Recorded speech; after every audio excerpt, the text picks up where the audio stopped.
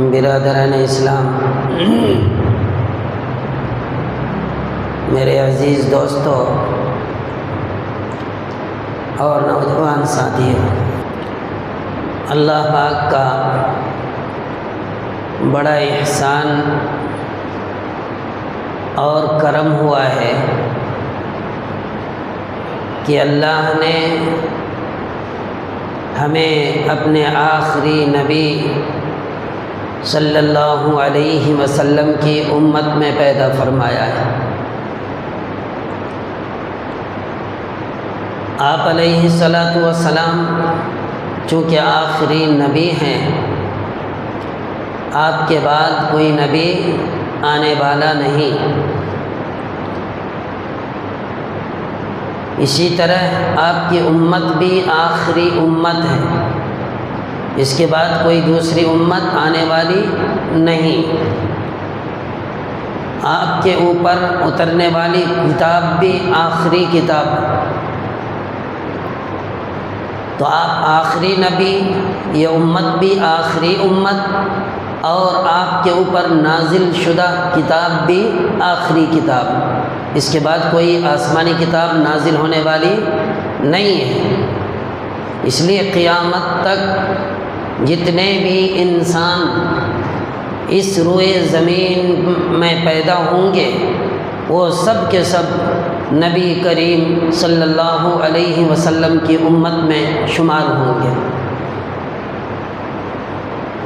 تو ضروری ہے کہ نبی علیہ الصلاۃ والسلام کی ہم اتباع کریں۔ رسول صلی اللہ علیہ وسلم کی 13 سالہ مکی زندگی میں کیا ہوا، وہ سب کچھ آپ حضرات سماعت فرما رہے تھے۔ گزشتہ جمعہ طائف کا واقعہ آپ کے سامنے آیا تھا،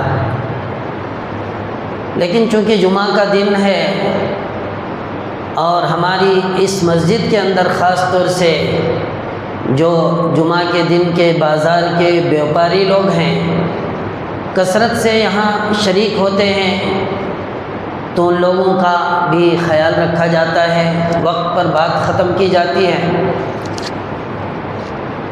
تو بعض دفعہ ایسا ہوتا ہے کہ کسی واقعے کو سناتے سناتے آخری میں جو اہم باتیں ہوتی ہیں مجبوری کے درجے میں اسے حذف کر دینا پڑتا ہے وقت کی قلت کی بنیاد پر۔ یہی وجہ تھی کہ گزشتہ جمعہ اس واقعے کے بعض نکات آپ کے سامنے نہیں آ سکے، تو آج میں تھوڑا دہراتا ہوں، اور پھر وہ باتیں جو سننے سے رہ گئی ہیں یا جن کے سننے سے واقعہ اور باتیں صحیح طریقے سے سمجھ میں آتی ہیں، تو انشاءاللہ وہ باتیں بھی آپ کے سامنے آئیں گی، اور آپ علیہ الصلاۃ والسلام اس کے بعد پھر آپ نے کن کن قبائل کی طرف، کن کن مقامات پر آپ نے دعوت اسلام دی، یہ ساری چیزیں آپ کے سامنے آئیں گی۔ تو دوستو، آپ یہ سن چکے ہیں نبی کریم صلی اللہ علیہ وسلم کا مکے میں جب راستہ اور مکے کا دروازہ بند ہو گیا، مصائب اور آلام کے پہاڑ آپ کے اوپر مکے والے کرنے لگے اور ایذائیں دینے لگے، تو اللہ کے نبی صلی اللہ علیہ وسلم نے اب جو ہے سوچا کہ اب کرنا کیا چاہیے، جائیں تو کدھر جائیں؟ تو آپ علیہ الصلاۃ والسلام کے ذہن میں بات یہ آئی کہ اب جو ہے طائف کی طرف جانا چاہیے۔ مکے والوں کو دعوت دے چکے، مکے والوں نے انکار کیا، اب طائف جا کر دیکھیں گے کہ وہاں کے باشندے کیا کہتے ہیں۔ چنانچہ آپ علیہ الصلاۃ والسلام حضرت زید بن حارث کو لے کر پیدل مکے سے طائف کے لیے روانہ ہو جاتے ہیں۔ درمیان کا جو فاصلہ ہے تقریباً 50 کلومیٹر کا، یوں سمجھ لیجیے یہاں سے منڈیا، تو پیدل جانا یہاں سے منڈیا کوئی آسان کام نہیں ہے، لیکن ساری کائنات کے سردار جناب محمد الرسول اللہ صلی اللہ علیہ وسلم کی اپنی امت کے لیے فکر تو دیکھیے کہ آپ وہاں سے پیدل نکل گئے، اس کے بعد وہاں کے سرداروں کو تلاش کیا۔ میں نے یہ بات بتائی تھی کہ وہاں طائف کے 3 سردار جو بڑے مشہور اور رئیس قسم کے تھے، ان میں ایک شخص عبد یالیل، دوسرا مسعود اور تیسرا حبیب، ان تینوں سے ملاقات کی اور دین اسلام کی دعوت دی، مگر ان تینوں نے نبی کریم صلی اللہ علیہ وسلم کا انکار کیا اور سخت لہجے میں کیا، ایسا لہجہ اختیار کیا کہ جس کی وجہ سے ساری کائنات کے سردار جناب محمد الرسول اللہ صلی اللہ علیہ وسلم کو بڑی تکلیف ہوئی۔ چنانچہ مختصر یہ کہ پہلے نے کیا کہا کہ اگر تجھ کو خدا اپنا رسول بناتا تو یوں ہی مکے سے طائف تک پیدل چل کر جوتیاں چٹکھاتا ہوا آتا، تمہارے لیے کوئی سواری کا بھی انتظام اللہ نے نہیں کیا۔ دوسرے نے کہا کہ اگر خدا کو نبی بنانا ہی تھا تو کیا نبی بنانے کے لیے کوئی اور آدمی نہیں ملا تھا؟ لولا نزل هذا القرآن على رجل من القريتين عظیم، کہ آزو بازو 2 شہر ہیں، ایک طائف ہے ایک مکہ ہے، اس میں بڑے بڑے سردار رہتے، رئیس لوگ رہتے، مالدار لوگ رہتے، کیا اللہ کو ان دونوں شہروں میں کا کوئی بڑا آدمی نہیں ملا تھا کہ اس کو نبی بنا کر بھیجتا؟ تم جیسوں کو نبی بنا کر بھیجا ہے۔ تیسرے نے کہا کہ میں تو تجھ سے بات ہی کرنا نہیں چاہتا، کیوں؟ اس لیے کہ اگر تو اپنے قول کے موافق، اپنے دعوے کے مطابق اگر صحیح معنی میں اللہ کا رسول ہے اور اللہ کا پیغمبر ہے تو تمہاری بات کا انکار کرنا اپنے آپ کے لیے ہلاکت مول لینا برابر ہے، لہٰذا میں ایک رسول کا انکار کر کے اپنے آپ کو ہلاکت میں ڈالنا نہیں چاہتا۔ اور اگر آپ اللہ پر بہتان اور جھوٹ باندھتے ہیں اور یہ کہتے ہیں کہ میں خدا کا رسول ہوں، صحیح معنی میں آپ اگر رسول نہیں ہیں تو پھر آپ جھوٹے ہیں اور جھوٹوں سے کوئی کلام نہیں کرنا بہتر۔ تو یہ 3 باتیں 3 بھائیوں نے کہیں، 3 طریقے سے اللہ کے نبی کا انکار کیا۔ اللہ کے نبی صلی اللہ علیہ وسلم بڑے مایوس ہوئے، عبد یالیل اور ان کے دونوں بھائیوں نے آپ علیہ السلام کو مایوس کیا، تو آپ نے اخیر میں ایک تاکید کی کہ اچھا ایک کام کرو، اپنے ان خیالات کو جو تم نے میرے سامنے رکھے ہیں، یعنی میری نبوت کا تم نے جو انکار کیا ہے، ان باتوں کو کسی اور کے سامنے اشاعت نہیں کرنا، بلکہ ان کو اپنی ذات تک محدود رکھنا۔ اس کے بعد اللہ کے نبی صلی اللہ علیہ وسلم اٹھے اور طائف کے اور لوگوں کے پاس گئے، وہاں آپ اللہ کے دین کی دعوت دینے میں مصروف ہو گئے، ہمت نہیں ہارے، جہاں جہاں جیسا جیسا جو ہے حالات پیش آئے، جیسے جیسے آپ کی ہمتیں، آپ کی جرأتیں اور بڑھتی گئیں، اور امت کی فکر لے کر جو اللہ کے دین کی دعوت کا مشن ہے اس کو چلاتے رہے۔ چنانچہ آپ دوسروں سے ملنے کے لیے گئے تو عبد یالیل اور ان کے دونوں بھائیوں نے کیا کیا کہ آپ کے پیچھے جو ہے اپنے غلاموں کو اور اوباشوں کو، بدمعاشوں کو اور شہر کے شریر قسم کے لڑکوں کو آپ کے پیچھے لگا دیا۔ چنانچہ آپ جہاں جہاں جاتے یہ لڑکے آپ کا فالو کرتے ہوئے آ جاتے، آپ پر پتھر برساتے، آپ کو گالیاں دیتے، تکلیفیں دیتے، ایذائیں دیتے۔ آپ کے ساتھ میں نے کہا تھا کہ حضرت زید بن حارث رضی اللہ تعالیٰ عنہ ساتھ تھے، آپ کو ان کے حملوں سے بچاتے، اور بچاتے بچاتے نوبت یہ آئی کہ دونوں کے دونوں زخمی ہو گئے اور طائف کے اندر ٹھہرنا مشکل ہو گیا۔ چنانچہ وہاں سے نکلے، بازار کی طرف آئے۔ جب بازار کی طرف آئے تو ان اوباشوں نے یہاں بھی آپ کا پیچھا نہیں چھوڑا، آپ علیہ السلام کے پیچھے یہ اوباش دوڑے ہوئے آ گئے اور لگاتار آپ پر پتھر برسا رہے، آپ کو لہو لہان کر رہے ہیں۔ مورخین نے لکھا ہے کہ اوباشوں کے پتھروں کی بارش کی وجہ سے دونوں زخمی ہو گئے۔ ساری کائنات کا سردار کی جو پنڈلیاں تھیں وہ زخمی ہو گئیں، خون سے لہو لہان ہو گئے، یہاں تک کہ آپ کی جوتیاں بھی تر ہو گئیں آپ کے خون سے۔ کیسے حالات ہوں گے، کیا وقت ہوگا، آپ کتنے پریشان ہوں گے۔ 3 میل تک یہ اوباش آپ کو بھگاتے رہے، پتھروں کی بارش کرتے رہے۔ خود آقا مدنی محمد الرسول اللہ صلی اللہ علیہ وسلم فرماتے ہیں کہ 3 میل تک میں بھاگتا رہا، یہ لوگ بھگاتے رہے، یہاں تک کہ مجھے ہوش نہیں تھا کہ میں کہاں سے آ رہا ہوں اور کدھر جا رہا ہوں۔ اب دیکھیے یہاں چند باتیں جو ہیں بڑی غور کی بات ہے۔ آپ علیہ الصلاۃ والسلام طائف سے 3 میل کے فاصلے پر عتبہ بن ربیعہ کا ایک باغ تھا، اس باغ کے اندر آپ نے آ کر پناہ لیا۔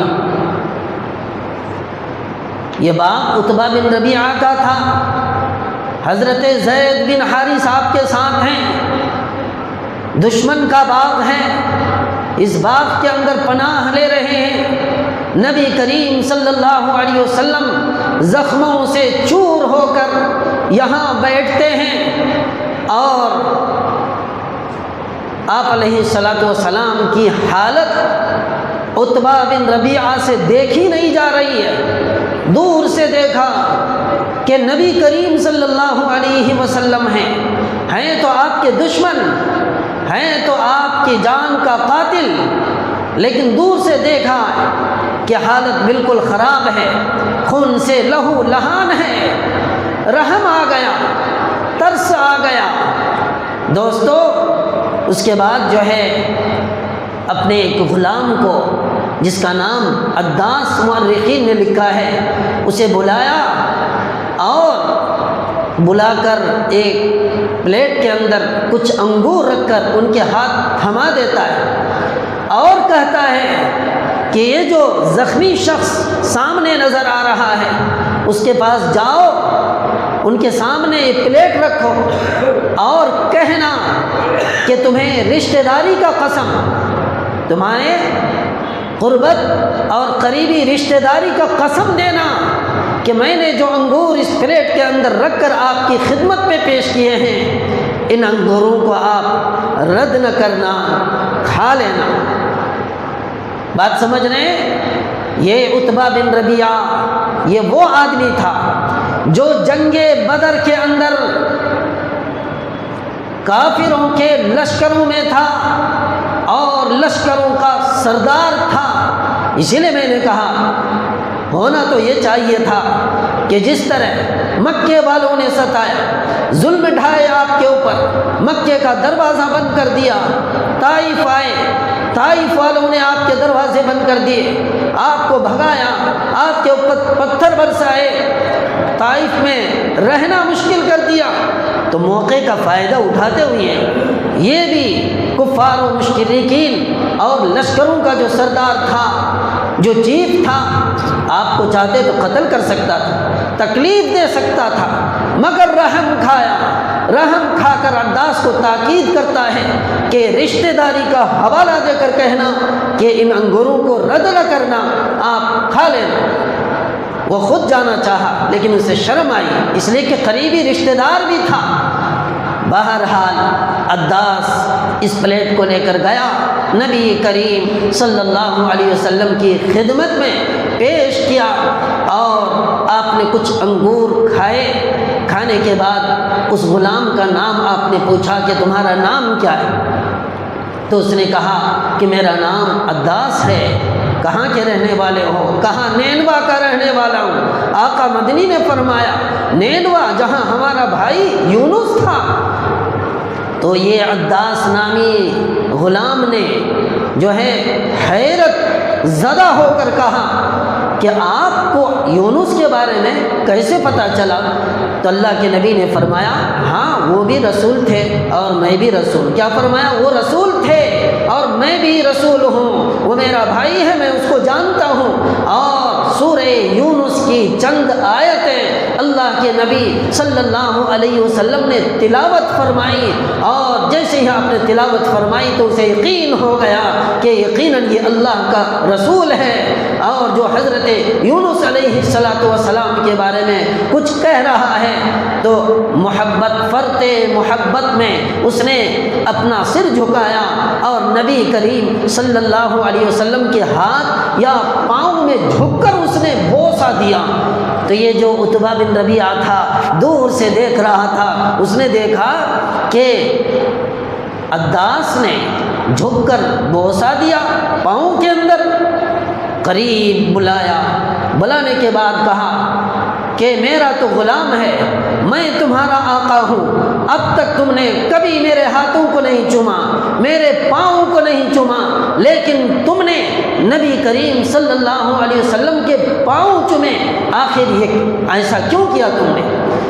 تو دوستو، عداس جو غلام تھا اس نے کہا یہ اللہ کا رسول ہے، اس نے جو کچھ کہا ہے اس سے ان کی صداقت ثابت ہوتی ہے کہ یہ اللہ کا سچا رسول ہے، اگر تم اس کی باتوں کو مان لو گے تو تم فلاح پا جاؤ گے، تم کامیاب ہو جاؤ گے۔ چنانچہ لکھا ہے کہ عداس نے جس طرح سے پاؤں چومے، بوسہ دیا، فوراً اس کے بعد کلمہ پڑھ کر مسلمان ہو گیا اور اللہ کے نبی صلی اللہ علیہ وسلم کا فرما بردار اور مطیع ہو گیا۔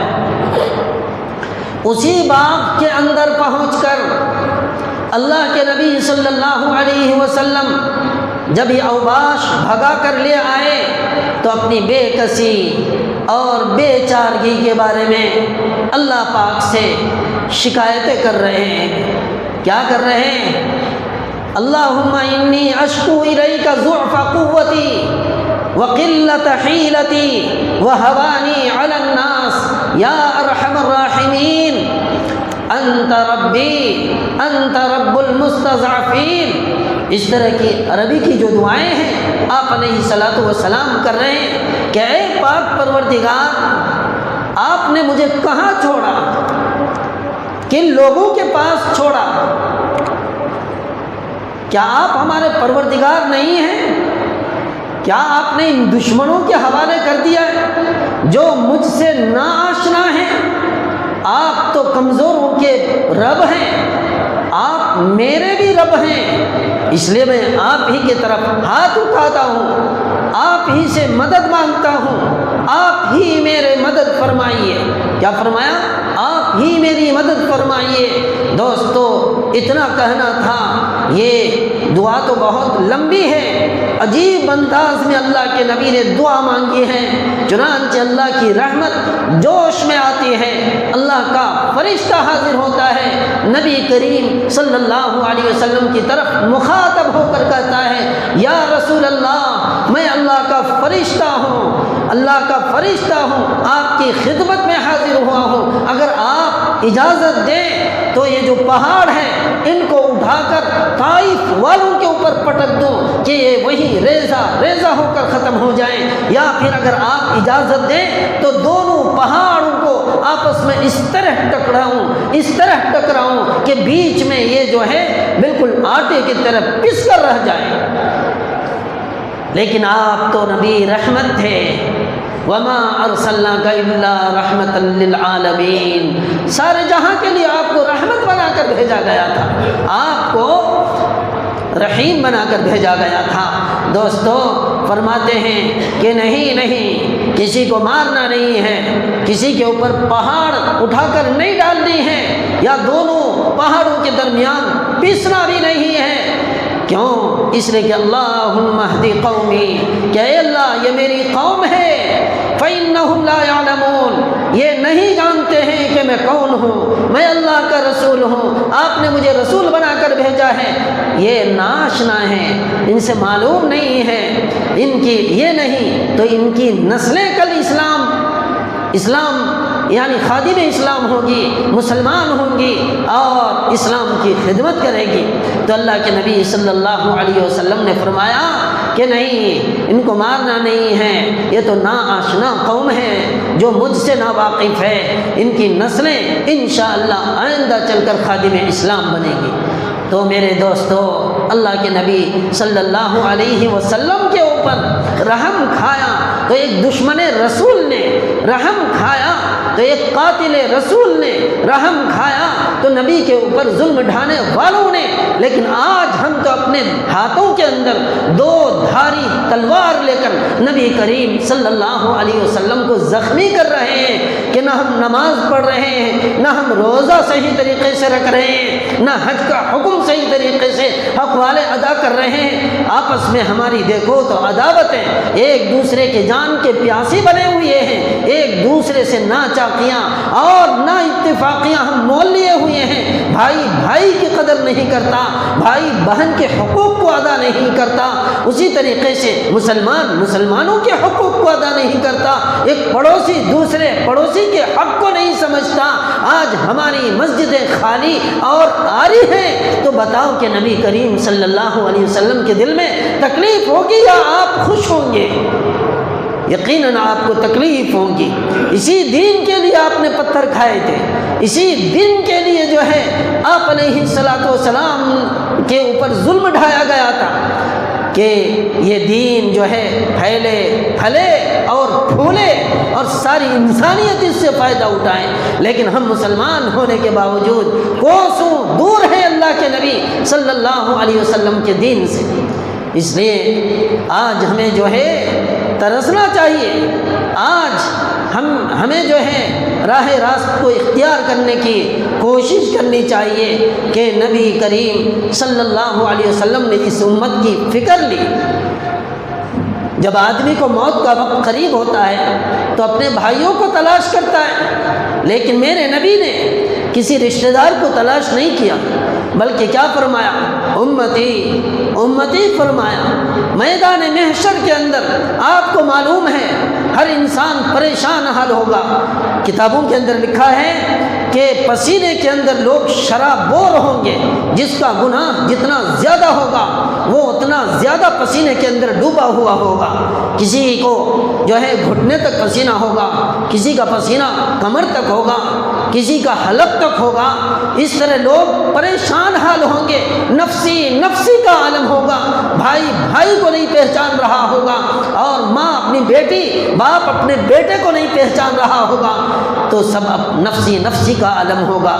لیکن میرے نبی فرماتے ہیں کہ وہاں میدان محشر کے اندر بھی اگر کوئی جملہ آپ کی زبان پر ہوگا تو امتی امتی کا ہوگا۔ اپنی امت کو یاد کریں گے کہ میری امت کا کیا ہوگا، میری امت کا کیا ہوگا۔ تو اسی لیے طائف کے اندر آپ نے زخم کھائے تھے، پتھر برسائے گئے تھے، آپ نے سب کچھ برداشت کیا، اللہ سے آپ نے شکایت کی، اللہ نے فرشتے بھیجے، لیکن اپنی امت کا وہاں بھی آپ نے خیال فرمایا، نہیں یہ میری امت کے لوگ ہیں، یہ نہیں تو اس کی آنے والی آئندہ جو نسل ہے وہ ایمان لے آئے گی، وہ اسلام کا خادم بنے گی، ان کو ختم نہ کیا جائے۔ تو میرے دوستو، ہم مسلمان ہیں، ہمیں جو ہے نبی کریم صلی اللہ علیہ وسلم کی امت میں ہونے کا احساس ہونا چاہیے۔ چنانچہ آپ مکہ واپس ہوئے، یہ بات بھی آ چکی ہے آپ کے سامنے کہ کوہ حرا میں تشریف فرماتے ہیں، بدن زخموں سے آپ کا چور ہے، آپ اتنا خوف و خشیت کے اندر ہیں کہ مکے کے اندر جانے کی ہمت نہیں ہو رہی ہے۔ کوہ حرا میں ہی آپ نے قیام فرمایا۔ فرماتے وہیں سے آپ نے بڑے بڑے روسا کو پیغام دیا کہ میں اللہ کا رسول ہوں، میں تمہاری ضمانت میں آنا چاہتا ہوں کہ مکے کا کوئی آدمی مجھے ضمانت اور اپنی حمایت میں لے۔ لیکن دوستو بزرگوں، مورخین نے لکھا ہے کہ سہیل بن عمر ایک شخص ہیں، ان کے پاس پیغام پہنچتا ہے کہ تم اپنی ضمانت میں مجھے لے لو۔ وہ انکار کرتا ہے کہ میں قریش سے لڑ نہیں سکتا، میں تمہیں اپنی ضمانت کے اندر نہیں لے سکتا۔ اس کے بعد پھر اخنس بن شریق ایک شخص ہیں، آپ علیہ الصلوۃ والسلام کا پیغام ان کے پاس جاتا ہے، وہ بھی منع کرتے ہیں کہ میں قریش سے پنگا مول نہیں رہ سکتا، تمہاری حمایت نہیں کر سکتا۔ اسی طریقے سے صفوان بن امیہ کے پاس بھی پیغام جاتا ہے، وہ بھی انکار کرتے ہیں۔ اخیر میں مطعم بن عدی کے پاس آپ کا پیغام جاتا ہے کہ تم اپنی حمایت اور اپنی ضمانت میں لے کر مجھے مکے میں رہنے کا میرا انتظام کرو۔ چنانچہ مطعم بن عدی یہ بھی مشرک و کافر ہونے کے باوجود اپنی حمایت اور ضمانت میں لیا۔ مختصر یہ کہ اپنے لڑکے کو ننگی تلوار لے کر، تلوار کے سائے میں نبی کریم صلی اللہ علیہ وسلم کو لے کر کعبۃ اللہ کے اندر گئے، وہاں آپ نے طواف کیا اور پھر تلوار ہی کے سائے میں آپ کو گھر تک واپس لے کر آئے۔ تو قریش نے پوچھا کہ تمہارا واسطہ کیا ہے ان سے، محمد سے؟ مطعم بن عدی نے کہا کہ میرا واسطہ تو کچھ نہیں ہے، لیکن میں نے اس کی حمایت لی ہے، وہ میری حمایت میں ہے، جب تک وہ میری حمایت میں رہیں گے اس وقت تک جو ہے کوئی ان کی طرف آنکھ اٹھا کر دیکھ نہیں سکتا۔ لہذا قریش مطعم بن عدی کے یہ جملے سن کر خاموش ہو گئے۔ اس کے بعد نبی کریم صلی اللہ علیہ وسلم سن 10 نبوی میں داخل ہوتے ہیں۔ آپ علیہ الصلاۃ والسلام کا نکاح حضرت عائشہ بنت ابو بکر اور حضرت سودا بنت زمعہ کے ساتھ ہوتا ہے، اور پھر مختلف قبائل کی طرف آپ علیہ الصلاۃ والسلام اسلام کی دعوت دینے کے لیے تشریف لے جاتے ہیں۔ ان میں ایک قبیلہ بنو عامر کا نام آتا ہے کہ اس کے پاس جب آپ علیہ الصلاۃ والسلام پہنچتے ہیں اور اللہ کے دین کی دعوت دیتے ہیں تو یہ فراس نامی شخص نے جو ہے اللہ کے نبی صلی اللہ علیہ وسلم سے کہا، ان کے جملے دیکھیے، اس نے کیا کہا؟ اس نے یہ کہا کہ ٹھیک ہے، آپ کی دعوت کو میں قبول کر لوں گا، میں اسلام لے آؤں گا، کلمہ پڑھ لوں گا، لیکن کلمہ پڑھنے کے بعد جب اس ملک کے اندر آپ کی حکومت ہوگی، آپ کا غلبہ ہوگا، آپ کو فتح ہوگی اور اس وقت آپ جو ہے حاکم ہوں گے، جب آپ کا غلبہ ہوگا، آپ حاکم ہوں گے، تو آپ کے بعد کیا آپ مجھے اپنا خلیفہ بنائیں گے؟ فراس نامی شخص کہتا ہے، کس سے؟ اللہ کے نبی صلی اللہ علیہ وسلم سے۔ تو اللہ کے نبی نے کہا کہ یہ کام تو اللہ کا ہے، یہ اللہ کے اختیار میں ہے، وہ جسے چاہے میرا خلیفہ بنا دے۔ اگر اللہ تجھے چاہے گا تو اللہ پاک تجھے خلیفہ بنا دیں گے، تم خلیفہ بن جاؤ گے، نہیں دوسروں کو چاہے گا تو اللہ پاک کے چاہنے کی وجہ سے دوسرا خلیفہ بن جائے گا۔ تو اس نے کہا کہ اوہو، بہت خوب کہا تم نے، بہت اچھا کیا کہ اس وقت ہم تمہاری حمایت کریں، تمہارا کلمہ قبول کریں، اور جب تم کو حمایت ملنے کے بعد تمہارا غلبہ مکے کے اندر ہو، تم یہاں کے حاکم بنو، تو اس وقت حکومت دوسرا حکومت کا مزہ اڑائیں، جاؤ تمہاری مجھے ضرورت نہیں ہے، ہم تمہارے اوپر ایمان نہیں لائے۔ تو کیسے کیسے لوگوں کی سوچ تھی میرے محترم بزرگوں اور دوستوں۔ اسی طرح اللہ نے تبارک و تعالیٰ نے اس دین کو جو ہے فتح عطا فرمایا، غلبہ عطا فرمایا۔ اسی سال جو ہے اللہ کے نبی صلی اللہ علیہ وسلم کو معراج نصیب ہوئی، جو رجب ہی کا مہینہ تھا۔ اس کی یعنی تفصیلات آپ کے سامنے انشاءاللہ آئیں گی۔ تو دوستو بزرگوں، اس طرح سے مکی زندگی آپ کی گزری ہے، قدم قدم پر کانٹے آپ کو چبھے ہیں، ان سب کے باوجود اسلام ہم تک جو پہنچا ہے، ان تمام دشوار گزار گھاٹیوں سے گزر کر ہی ہم تک جو ہے یہ دین پہنچا ہے، تو ہمیں اس کی قدر کرنی چاہیے۔ یہ آپ کی مکی زندگی تھی، بہت لمبی ہے، اب بھی کئی مہینے چل سکتے ہیں، لیکن جو ہے میں آج اور یہیں پر اس جو ہے آپ کی مکی زندگی کو ختم کرتا ہوں۔ اس کے بعد انشاءاللہ دوسری باتیں آپ کے سامنے آئیں گی جو اس مہینے، آنے والے مہینے، اور پھر اس کے بعد رمضان کے مہینے سے جو ہے ملی ہوئی ہوں گی۔ اللہ سے دعا فرمائیں کہ